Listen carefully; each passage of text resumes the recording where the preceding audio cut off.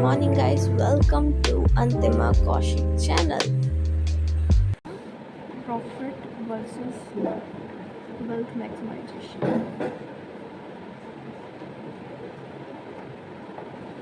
Profit में हमारा क्या है और वेल्थ में क्या है। इसमें हम प्रॉफिट इंक्रीज़ करते हैं, कंपनी का प्रॉफिट। हम इसमें शेयर होल्डर की वेल्थ को इंक्रीज़ करते हैं, वेल्थ ऑफ शेयर होल्डर। ये शॉर्ट टर्म के लिए सोचता है, ये लॉन्ग टर्म के लिए सोचता है।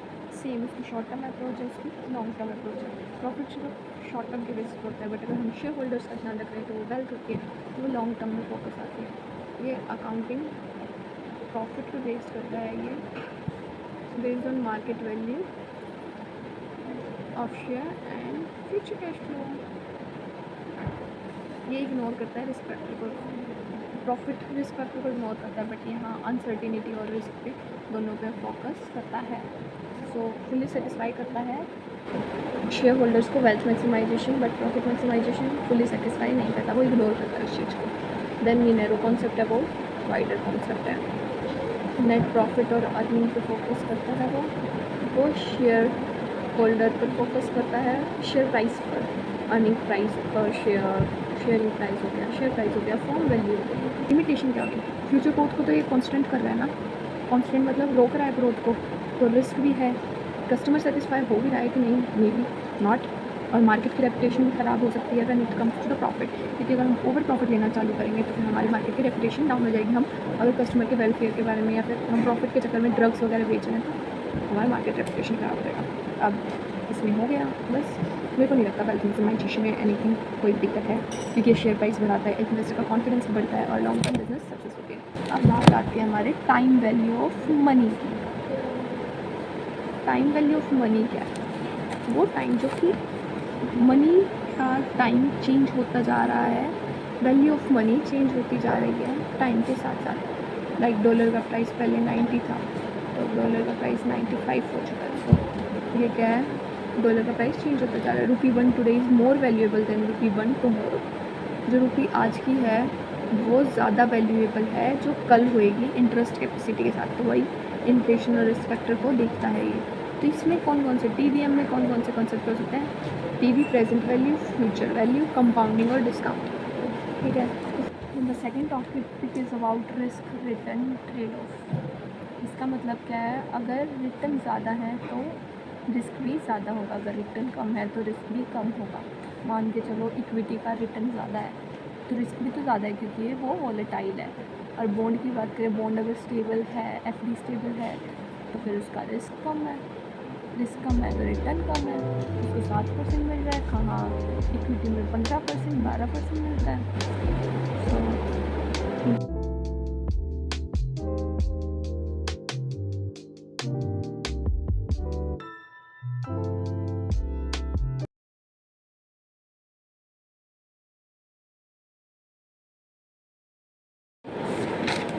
तो हम सेकंड यूनिट करेंगे कैपिटल बजटिंग। ये फोकस करता है फिक्स्ड एसेट और एक्सपेंशन वेल्थ में। ठीक है, इसको क्लासीफाई किया डिस्काउंटेड पे इफेक्ट बाद में देखेंगे। ये बहुत बड़ी बड़ी टर्म्स बोलती हैं। ये इन्वेस्टमेंट डिसीजन है, एक्सचेंज करता है करंट फंड को फ्यूचर बेनिफिट्स के लिए। ये वो फंड है जो कि हम लॉन्ग टर्म एसेट्स में इन्वेस्ट करते हैं। The future benefits will accrue due to the firm over a series of year. Amount difficult decision to make. इसमें दो मेथड आते हैं, DCF, नॉन DCF। DCF में NPV आता है, PI आता है, IRR आता है, डिस्काउंटिंग पेबैक पीरियड आता है। नॉन DCF में पेबैक पीरियड आता है, अकाउंटिंग रेट ऑफ रिटर्न आता है। DCF क्या होता है, जो कि वर्थ बताता है, present value of its future value. So अब क्वेश्चन आता है कि हाँ भाई, फ्यूचर कैश वैल्यू को फ्लो को डिस्काउंटेड होता है तो मनी रिसीव होती है, जो money receive today is more valuable than money received in future. जो आज मनी रिसीव हुई वो वैल्यूएबल ज़्यादा है फ्यूचर वैल्यू से या नहीं, तो वो देखते हैं। तो inflation, uncertainty, opportunity cost, investment जैसे फ्यूचर में ये भी आता है, तो इस वजह से फ्यूचर कैश वैल्यू हमारी डिस्काउंटेड होती जाती है प्रेजेंट वैल्यू से। तो इसका वही है, हाई रिस्क मतलब high discount return, lower present value. अब नॉन DCF क्या होता है, ये हमारे फ्यूचर वैल्यू को नहीं काउंट करता, ये सिर्फ रिकवरी पीरियड को काउंट करता है, प्रॉफिटेबिलिटी प्रोजेक्ट को करता है। इसमें वही मेथड है, payback period, accounting rate of return method. ठीक है, तो पर हाँ, ये इजी टू अप्लाई होता है, बट फिर भी आज के टाइम पे कंपैरिजन करने के लिए, रिलायबल ज़्यादा बनाने के लिए हम DCF मेथड को यूज़ करते हैं, जिससे ज़्यादा एक्यूरेट हमारा फाइनेंशियल कैलकुलेशन निकल पाए।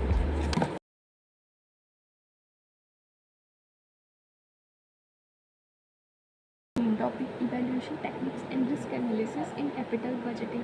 अब पे बैक पीरियड को हम कैसे निकाल लेंगे, इसका फॉर्मूला क्या है, इनिशियल इन्वेस्टमेंट, जो हमने इनिशियली इन्वेस्ट किया अपॉन में एनुअल कैश इनफ्लो। हमारा एनुअली कैश इनफ्लो कितना है, ये क्या होगा हमारा पे बैक पीरियड। अगर पीवी कैलकुलेट होती है हमारी ज़्यादा होती है पीवी स्टैंडर्ड से तो रिजेक्ट हो जाएगा। पीवी कैलकुलेटेड पीवी स्टैंडर्ड से ज़्यादा होती है तो रिजेक्ट हो जाएगा, और अगर कम होता है पीवी पेबैक कैलकुलेटेड कम होता है पेबैक स्टैंडर्ड से तो हमारा एक्सेप्ट हो जाएगा। फिर सेकंड आ जाता है हमारा प्रॉफिटेबिलिटी इंडेक्स, जो कि किसका है, जो कि DCF का है। तो DCF का PI कैसे निकलता है, प्रॉफिटेबिलिटी इंडेक्स कैसे निकलता है, present value of cash inflow, और प्रेजेंट वैल्यू का फॉर्मूला क्या था, फ्यूचर वैल्यू अपॉन में 1 प्लस R का N, और अपॉन में इनिशियल कैश आउटले। अगर इसमें PI ज़्यादा होता है 1 से तो एक्सेप्ट हो जाएगा, कम होता है तो रिजेक्ट हो जाएगा, और इक्वल है तो मे एक्सेप्ट और रिजेक्ट। और अगर ज़्यादा होता है तो एक्सेप्ट होगा, तो इसका मतलब क्या है, NPV हमारा पॉजिटिव है, NPV माने नेट प्रेजेंट वैल्यू, और अगर कम है तो रिजेक्ट हो रहा है तो NPV हमारा क्या हो गया, नेगेटिव, और अगर इक्वल है तो NPV हमारा क्या हो जाएगा, 0। अब आ जाते हैं हम NPV एंड प्रॉफिटेबिलिटी इंडेक्स कर लिया। अब हमारा NPV एक्सेप्ट होता है इक्वल्स टू 1 आता है, ये हम कैसे पता लगाते हैं पॉजिटिव है नेगेटिव है। तो ये क्या होता है, बेसिकली NPV का फॉर्मूला होता है present value of cash inflow minus में इनिशियल इन्वेस्टमेंट, इनफ्लो माइनस में present value of cash inflow, inflow कितना हो रहा है, और माइनस में इनिशियल इन्वेस्टमेंट, हमारा NPV का फॉर्मूला आ जाएगा। मैम ने कुछ नहीं बोला है, मैं आज सोच रही मैं क्या ही बोल गई। गाइस, अब हम पढ़ने जा रहे हैं unit 4, that is internal financing and dividend policy. जिसमें हम डिविडेंड पॉलिसी के बारे में पढ़ेंगे। इंटरनल फाइनेंस क्या होता है, जो हमारे अंदर के ही उसमें चल रही होते हैं, हम अनडिस्ट्रीब्यूट प्रॉफिट, मतलब हम रिटेन अर्निंग करते रहते हैं, अपने शेयर होल्डर का पैसा री इन्वेस्ट करते हैं, इस तरीके से इंटरनल फाइनेंसिंग कर रहे हैं। हम दूसरों से नहीं ले रहे पैसा, अपने ही फॉर्म के अंदर का पैसा ले रहे हैं, हमारा लोन बच रहा है, वो कुछ बच रहा है, पर हम अपने शेयर होल्डर की वैल्यू डाउन कर रहे हैं। तो अब हम इनके बारे में पढ़ेंगे। तो सोर्सेज क्या है, रिटेन अर्निंग, अपने ही घर के अंदर पैसा रखना, एक तरीके से depreciation provision, reserve and surplus, deferred tax provision, fund का factor affecting profitability, dividend policy, tax policy. Form of dividend, dividend के क्या क्या फॉर्म हो सकते हैं, cash, stock, property dividend, interim dividend, final dividend.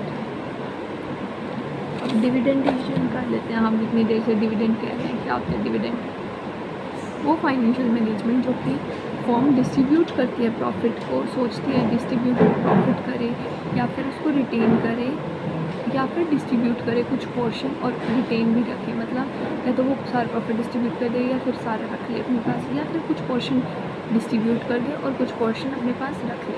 जैसे कि डेट पॉलिसी, डिविडेंड पॉलिसी, ये डिटरमाइन है कि इम्पैक्ट कितना कर रही है शेयर होल्डर की वैल्यू को। अब डिविडेंड पॉलिसी में दो तरीके के होते हैं, इर्रेलेवेंसी और रेलिवेंसी।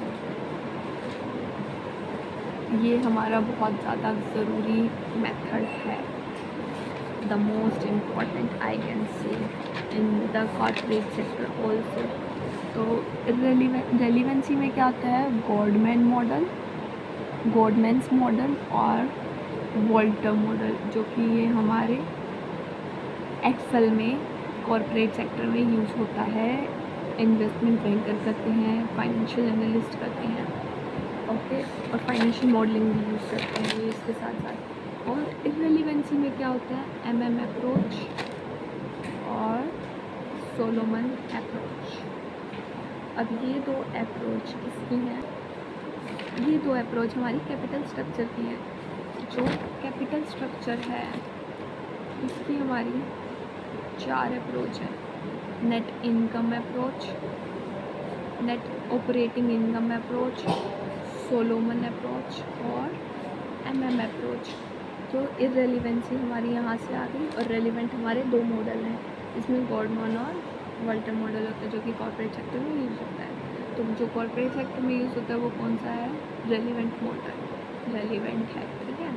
और जो इररेलेवेंट है वो कौन सा यूज़ होता है, कैपिटल स्ट्रक्चर का दो मेथड यूज़ होते हैं, सोलोमन और एमएम अप्रोच। सबसे पहले हम पढ़ेंगे वॉल्टर मॉडल। वॉल्टर मॉडल हमारे रेट ऑफ रिटर्न और कॉस्ट ऑफ कैपिटल के बेसिस पे होता है। रेट ऑफ रिटर्न को हम आर कहते हैं, कॉस्ट ऑफ कैपिटल को हम के कहते हैं। तो इस रिटर्न हमारा ज़्यादा है कॉस्ट कैपिटल से तो ज़ीरो पे आउट रेशियो का, ठीक है। इसका मतलब क्या है, फर्म रिटेन रख रही है अर्निंग को, जो कि हमारे बेटर शेयर होल्डर के लिए है, इन्वेस्टमेंट अपॉर्चुनिटी के लिए, और सम शेयर होल्डर की वैल्यू ही इंक्रीज़ हो रही है तो हम उसे री इन्वेस्ट कर देते हैं, ठीक है। अगर हमारा आर कम है के से तो मतलब पे आउट रेशियो हमारा 100% होगा। इसका मतलब फर्म पे करेगी जो भी अर्निंग है, जितनी भी अर्निंग कमाई है वो शेयर होल्डर को इस फॉर्म में, डिविडेंड के फॉर्म में, क्योंकि better investment opportunity, they have a better investment opportunity than a firm. उनके पास ज़्यादा बेटर इन्वेस्टमेंट अपॉर्चुनिटी मिल रही है फर्म से ज़्यादा। तो इस फॉर्म आर इक्वल्स टू के, इसका मतलब है ये इंडिफरेंट है, इसको कुछ हम अर्निंग का रखेंगे, कुछ पोर्शन हम रिटेन रखेंगे, कुछ पोर्शन हम डिस्ट्रीब्यूट कर देंगे। It explains relationship between dividend policy, market value of share. ये इफेक्ट करता है डिविडेंड फॉर्म वैल्यू पे। अब इसकी अजप्शन क्या है, फॉर्म क्या यूज़ करती है, इंटरनल फाइनेंसिंग यूज़ करती है वॉल्टर मॉडल में। वो ना तो वो यूज़ करती इक्विटी और ना ही डेट फाइनेंस यूज़ करती है। कांस्टेंट रिटर्न होते हैं और कॉस्ट ऑफ कैपिटल होते हैं। ये अजप्शन है कि कांस्टेंट रिटर्न होने चाहिए, कॉस्ट ऑफ कैपिटल होनी चाहिए, इंटरनल फाइनेंसिंग होनी चाहिए, अपने ही घर के अंदर की बात है, और इक्विटी और डेट हम दोनों यूज़ नहीं करेंगे। कांस्टेंट ईपीएस होनी चाहिए, ईपीएस मतलब अर्निंग पर शेयर, और डिविडेंड पर शेयर, और बहुत ज़्यादा लॉन्ग लाइफ होनी चाहिए, लॉन्ग टर्म के लिए होना चाहिए। अब इसका फॉर्मूला क्या है, price of share P equals to D plus R upon में के, ई माइनस में डी अपॉन में K. Let me show you, equals to D plus R upon में के अपॉन में ई माइनस में D upon में K. P क्या है हमारा, प्राइस ऑफ शेयर, ई क्या है हमारा, अर्निंग पर शेयर, डी क्या है हमारा, डिविडेंड पर शेयर, आर क्या है हमारा, इंटरनल रेट ऑफ रिटर्न, के क्या है हमारा, कॉस्ट ऑफ कैपिटल। अब हम पढ़ रहे हैं गॉर्डन मॉडल। गॉर्डन मॉडल एक तो पॉपुलर मॉडल है, और इसमें क्या है, ये वो स्टडी है जो कि फर्म की डिविडेंड पॉलिसी को स्टॉक प्राइस पे देखा जाता है। ये बर्डन हैंड थ्योरी क्या बताते हैं कि इन्वेस्टर प्रेफर करते हैं स्टॉक डिविडेंड को टू पोटेंशियल कैपिटल गेन। कितना पोटेंशियल कैपिटल गेन कर सकती है due to uncertainty of capital gain. Investor are ready to pay more price. Investor ready हैं ज़्यादा प्राइस पे करने के फॉर शेयर्स। क्यों, क्योंकि रेगुलर डिविडेंड मिल रहा है। अगर रेगुलर डिविडेंड मिल रहा है तो इन्वेस्टर ज़्यादा प्राइस पे करने के, शेयर की ज़्यादा प्राइस पे करने के ये रेडी हैं। तो इसका अजप्शन क्या है, इक्विटी फॉर्म होनी चाहिए, ठीक है, कोई एक्सटर्नल फाइनेंस नहीं होना चाहिए, कॉस्ट ऑफ कैपिटल और जो रिटर्न है वो कांस्टेंट होने चाहिए, ऐसे नहीं इंक्रीज डिक्रीज इक्वल हो रहे हैं, सिर्फ कांस्टेंट होना चाहिए। फॉर्म परपेचुअल लाइफ होती है, मतलब कांस्टेंट वो होती है, परपेचुअल चेंज होती रहती है, no taxes, constant relation ratio, और जो कॉस्ट ऑफ कैपिटल है वो ग्रेटर होगी ग्रोथ रेट के। यहाँ पे ग्रोथ रेट की बात है। तो इसका फॉर्मूला क्या है, P equals to D1 upon में K माइनस में G। इसमें ग्रोथ रेट की बात करी जाती है कॉस्ट ऑफ कैपिटल के साथ। तो P क्या है हमारा, market price of share, D क्या है हमारा, expected dividend next year, D1 मतलब नेक्स्ट ईयर का डिविडेंड, और G मतलब ग्रोथ रेट, K मतलब आपको पता ही है कॉस्ट ऑफ कैपिटल। तो P equals to D1 upon में K माइनस में 0, P equals to D1 upon में K माइनस में G, सॉरी। तो बस यही था हमारा गॉर्डन मॉडल, वॉल्टर मॉडल। हम पढ़ेंगे यूनिट 3 जो कि है फाइनेंसिंग डिसीजन। फाइनेंसिंग डिसीजन मतलब when, where and how to acquire fund जिससे हम मीट कर पाए इन्वेस्टमेंट की नीड्स। तो अब हम इसमें पढ़ेंगे cost of capital. Cost of capital होता क्या है, पहली बात तो इसका मतलब है जो कंपनी का पैसा या फिर कैपिटल अरेंज करने के लिए जो कॉस्ट या एक्सपेंस देना पड़ता है उसे कॉस्ट ऑफ कैपिटल कहते हैं। या फिर हम एक और इजी वर्ड में बोलें तो जो कंपनी बिजनेस चलाने के लिए इन्वेस्टमेंट के लिए पैसा लेती है, इन्वेस्टमेंट के लिए लोन लेगी या पैसा लेगी, चाहे वो लोन ले या फिर शेयर होल्डर से रिटर्न ले, तो जो पैसे के बदले जो रिटर्न देना पड़ता है या फिर जो लोन लेना पड़ता है, लोन का जो इंटरेस्ट लेना पड़ता है, वही कॉस्ट ऑफ कैपिटल होता है। ठीक है, तो बैंक लोन से क्या लेती है? इंटरेस्ट, और शेयर होल्डर को क्या देना पड़ता है? रिटर्न। ठीक है, अब कॉस्ट ऑफ कैपिटल समझ आ गया कि किसमें हेल्पफुल करता है? कैपिटल बजटिंग में, कैपिटल स्ट्रक्चर में हेल्प करता है, फाइनेंशियल परफॉर्मेंस में हेल्प करता है। ठीक है, अब types of cost of capital, इसमें cost of debt, cost of preference share, cost of equity, cost of retain. Cost of debt क्या होता है? कॉस्ट ऑफ डेट बेसिकली जो हमारा हमने डेट लिया, बोरोइंग ली, उसका जो इंटरेस्ट देना पड़ता है वही कॉस्ट ऑफ डेट होता है मेरे ख्याल से। तो इसका फॉर्मूला होता है इंटरेस्ट अपॉन में टोटल डेट मल्टीप्लाई में 100।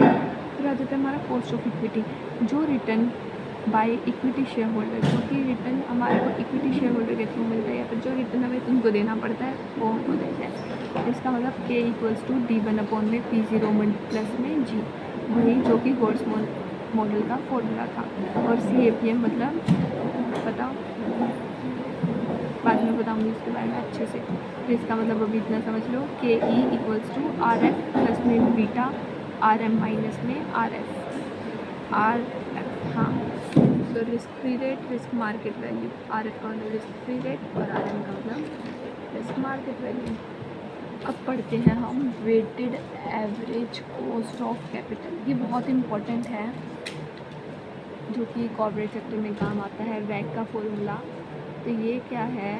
E/V का KE प्लस D/V का KD अपॉन में 1 माइनस में TC। Let me show you. V का KE प्लस D/V का KD 1 माइनस में TC। E क्या है? Market value of equity. K क्या है? Cost of equity. KD क्या है? Cost of debt before tax. D क्या है? Market value of debt. TC क्या है? Corporate tax rate. और V क्या है? Total market value. तो बता दिया E/V KE plus D/V KD upon में ब्रैकेट में 1 माइनस में TC। ठीक है, तो weighted average cost of capital वो एवरेज कॉस्ट ऑफ कैपिटल होती है जिससे कंपनी एक्सपेक्टेड करती है average security holder to finance for its asset. Basically इसको याद करना हो तो कैसे, एक सिंपल तरीका मैंने याद किया था, cost of equity multiply weight of equity plus cost of debt multiply weight of debt upon में 1 माइनस में टैक्स। ठीक है, इसको मैंने ऐसे याद किया था। वाई वैक इज़ इम्पॉर्टेंट? वैक हमारा ज़रूरी क्यों है? इन्वेस्टमेंट डिसीजन मेकिंग में हेल्प करता है, बिजनेस को वैल्यूएशन करने में भी हेल्प करता है, फ्यूचर की वैल्यू निकालने में, और ये बताता है help find the right mix कि कितना मिक्स होना चाहिए हमारे डेट और इक्विटी का। जो इन्वेस्टमेंट्स करते हैं उनमें 2 चीज़ होती है कि इक्विटी कितना प्रोपोर्शन रखें, डेट कितना रखें।